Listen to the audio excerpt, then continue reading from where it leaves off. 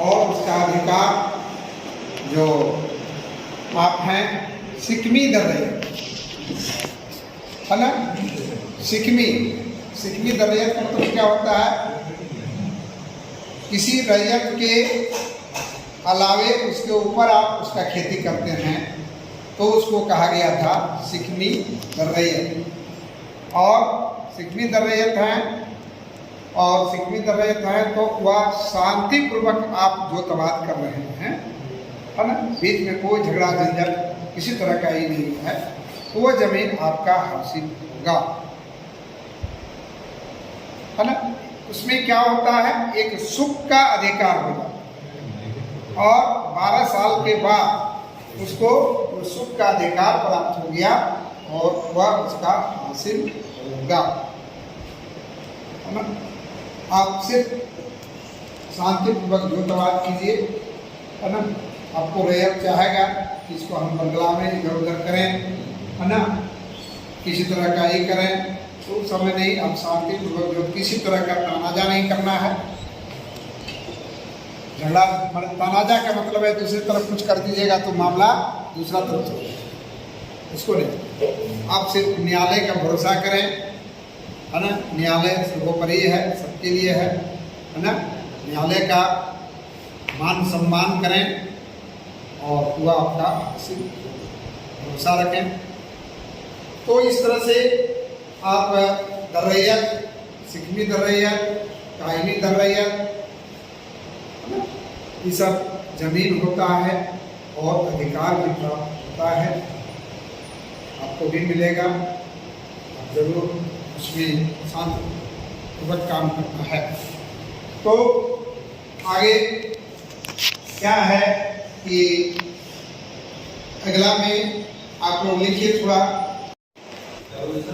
तोड़कर जमीनों पर कायमी हक का अधिकार। कोड मतलब क्या होता है? कोड का मतलब अरे हाल बैल से जो तबाद करके किसान लोग बनाया करते, तोड़कर जमीनों पर कायमी हक का अधिकार।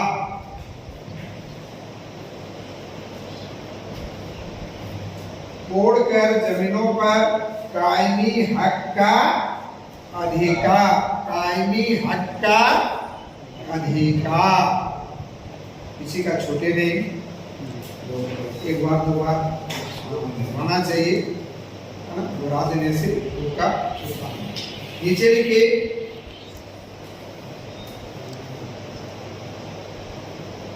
वर्णित वर्ग के कोई रैयत, रैयत मतलब क्या होता है? किसान। रैयत का मतलब किसान। वर्णित वर्ग के कोई रैयत जो स्वयं अथवा अपने परिवार के सदस्यों द्वारा, अपने परिवार के सदस्यों द्वारा तोड़कर बनाए हैं तो, तोड़कर बनाए हैं तो वैसे तोड़कर जमीन पर, तोड़कर बनाए हो तो वैसे तोड़कर जमीन पर या जमीनों पर धारा 67 के अंतर्गत, धारा 67, धारा 67 के अंतर्गत उन्हें कायमी हक का अधिकार, धारा 67 वैसे तोड़कर जमीनों पर धारा 67 के अंतर्गत उन्हें कायमी हक का अधिकार हो जाता है। कायमी हक का अधिकार हो जाता है और इसके लिए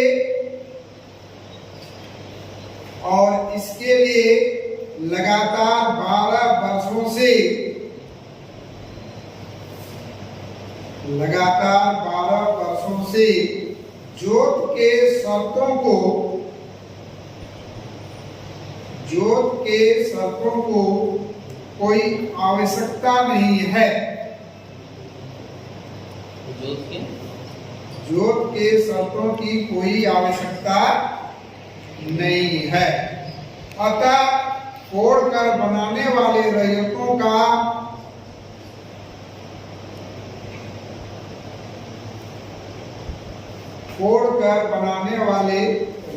का नाम वैसे जमीनों का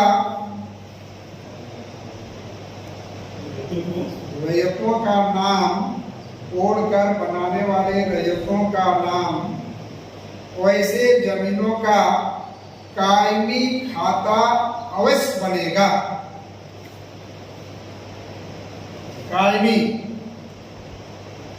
कायमी खाता अवश्य बनेगा। कहने का मतलब है कि किसान अपना हल बैल या अपना बाल बच्चे के साथ जो बनाते हैं, है ना, तो उसका अधिकार उसको प्राप्त होता है। ठीक है, वह कायमी खाता उनके नाम से खुलता है। तो जब फील्ड में जाइएगा तो बहुत प्रकार का जमीन मिलेगा, है ना। कोई कहेगा कि मेरा रैयत खाता है, कोई कहेगा कायमी खाता है, कोई कहेगा हमरा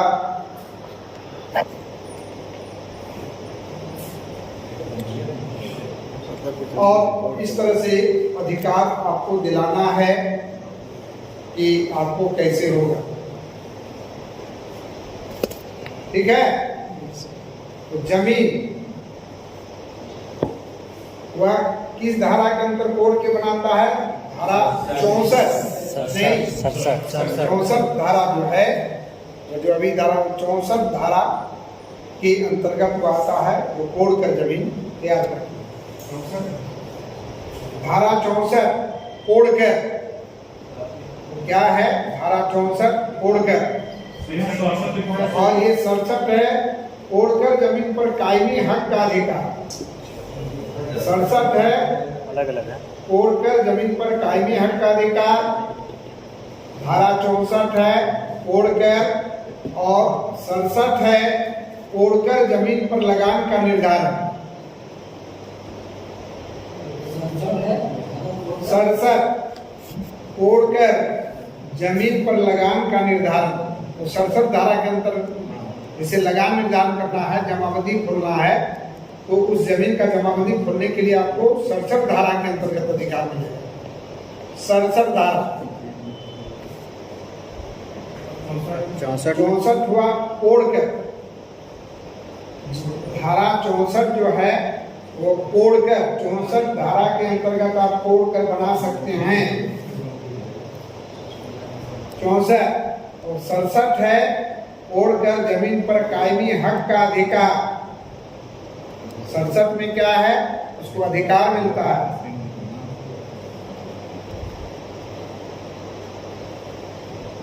और 67 ए और बी होता है, तो 67 ए में आ जाएगा कोड कर जमीन पर लगान का निर्धारण।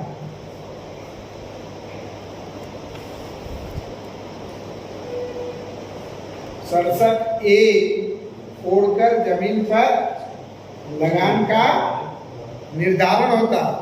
एक के अंतर्गत निर्धारण माने जमीन का लगान निर्धारण होगा, तब जमाबंदी खुल जाएगा ना। और जमाबंदी खुल जाएगा तो क्या होगा? तब रजिस्टर 2 में जाएगा, तब आपके नाम से रसीद निर्गत होगा। और आपको जब जमीन जोत कर बनाए हैं, जहाँ पैसे किए हैं, आपको गवर्नमेंट को लगान देना है। क्या? जब तक लगान नहीं दीजिएगा तब तक वो जमीन आपका नहीं हो। आप यदि जमीन केवल्ला पट्टा द्वारा भी खरीदे हैं, है ना, तो आपको लगान देना है। उसमें क्या करना पड़ता है? नामांतरण करना पड़ता है, दाखिल खारिज करना पड़ता है। ठीक है, वो दाखिल खारिज करके और तब उसका हासिल होता है। दूसरा लड़का को पूछा था हमको कि पिता का संपत्ति में पुत्री का अधिकार, तो पिता का संपत्ति में पुत्री का अधिकार जो है, और इस तरह से एक पिता तो उसमें आपका जाता है क्या कि हिंदू उत्तराधिकार कानून में कुछ अलग है, मुस्लिम उत्तराधिकारी में अलग है और आदिवासी में अलग है। ठीक है, पिता का पुत्री, पिता का बेटी। अभी पिता का जो है, जैसे हिंदू परिवार का हम बात करें पहले, तो हिंदू परिवार में पिता का संपत्ति हो या पिता का पैतृक संपत्ति हो, उसका संपत्ति पर उसका बेटी का बराबर बराबर अधिकार दिया गया। ठीक है, और अधिकार यदि नहीं दे रहा उसका चाचा भतीजा लोग, तो उसको क्या करना है, आपको एक जो है पंच बैठाना है ना। सर तो क्या उसका शादी होने के बाद तक का भी अधिकार है? शादी के बाद भी और शादी के पहले भी बेटी का पूर्ण अधिकार है हिंदू लोग, जब तक जीवित है। जब अरे वो संपत्ति बेटी का चल जाएगा, उसके बाद उसका नाती पोता पर चल जाएगा, उसको जिधर उनका खून पाएगा उधर संपत्ति जाएगा। बहुत का कहना है, हमें बहुत एक लड़का फोन किया था कि सर एक जो है केस है जिसका उनका हिंदू परिवार में है, 8 बेटी है और संपत्ति पहले से बंटवारा हो गया है, जो क्या करें सर, उसका संपत्ति क्या करें हम, भी उसका जवाब हम देंगे, उनको क्या करना है। तो बोले उसका रसीद कैसे कटेगा, तो उसका रसीद भी कटेगा, उसके लिए नियम पर चलना है।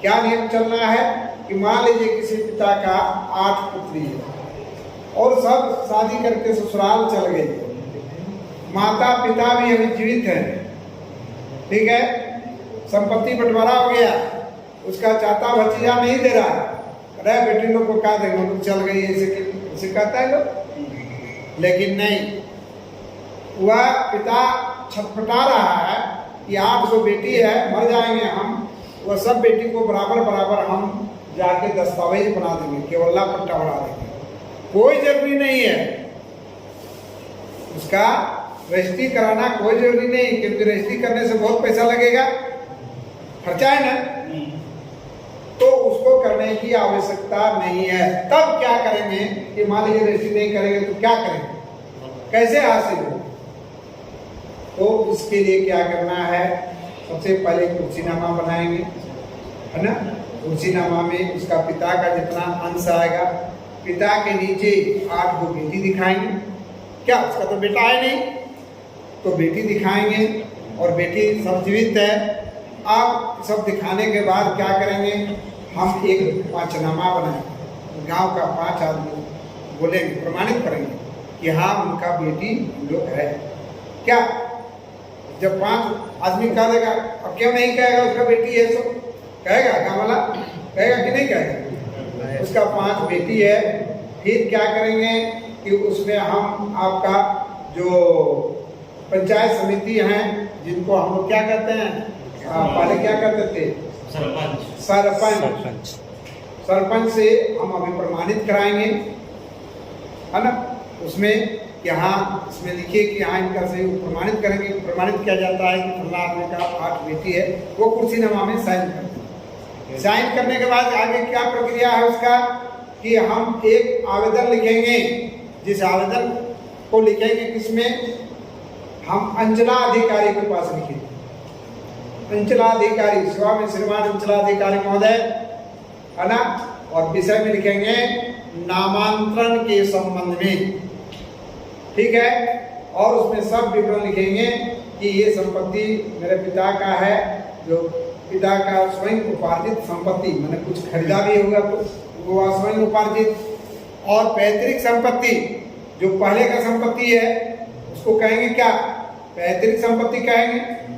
तो वो लिखिएगी कि ये पिता का पैतृक संपत्ति इतना है और स्वयं उपार्जित इतना है ना। पिता का मेरा पुत्र नहीं है, हम लोग 8 पुत्रियां हैं, ठीक है।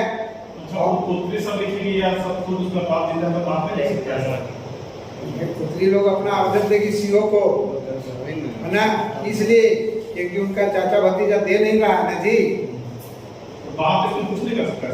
अरे बाप तो कहेगा कि रजिस्ट्री तो कहेगा रजिस्ट्री करा, वो तो तुरंत चाहेगा तो रजिस्ट्री कर देगा बेटी को, ठीक है। लेकिन रजिस्ट्री करने के लिए पैसा चाहिए ना जी, है पैसे चाहिए ना, तो क्यों हम पैसा देंगे?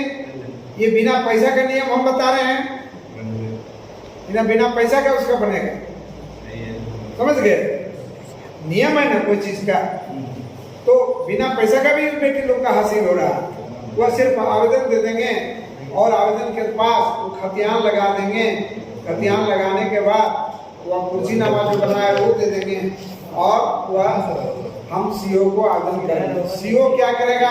आमिस्तार कर देगा, आमिस्तार कर देगा, 1 सप्ताह टाइम देगा कि इनके पिता का सिर्फ 8 बेटी है, जो ये लोग लिखी है कि हमको लगान देने में बहुत असुविधा हो रहा है, हम लोग 5-8 बहन है, 8 जगह रहते हैं, है ना, और हमारे चाचा लोग कोई बाहर रहते हैं, कोई रांची, जो पिता का संपत्ति का लगान देने में हम लोग को असुविधा हो रहा है, इसलिए है ना ये नामांतरण करके ये पिता का पैतृक संपत्ति या स्वयं संपत्ति का लगान देने के लिए कुर्सीनामा के अनुसार हम लोग के नाम से रसीद निर्गत कर दिया जाए, ठीक है, ताकि हम समय पर लगान दे पाए, है ना। नामांतरण में सब विवरण लिखाता है, प्लॉट नंबर, खाता नंबर के तो दे देते हैं, उसी के आधार पर सीओ अपना आमिस्तार करता है। आमिस्तार में सीओ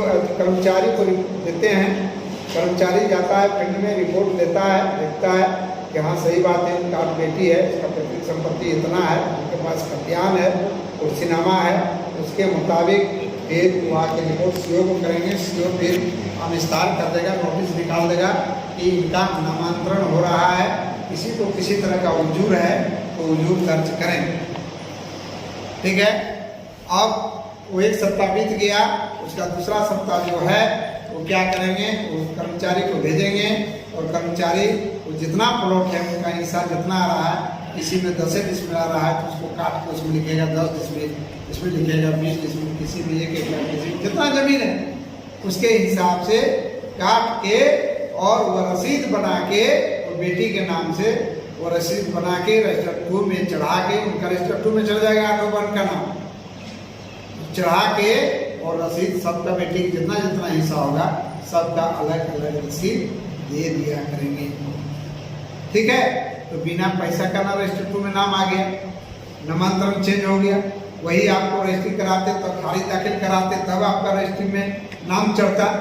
लेकिन नियम है हिंदू लॉ में, वैसा करने का कोई खर्चा करने का जरूरत नहीं है कि आप मैंने रजिस्ट्री कराइए, अरे उसमें फॉल्स हो जाएगा रजिस्ट्री कराना।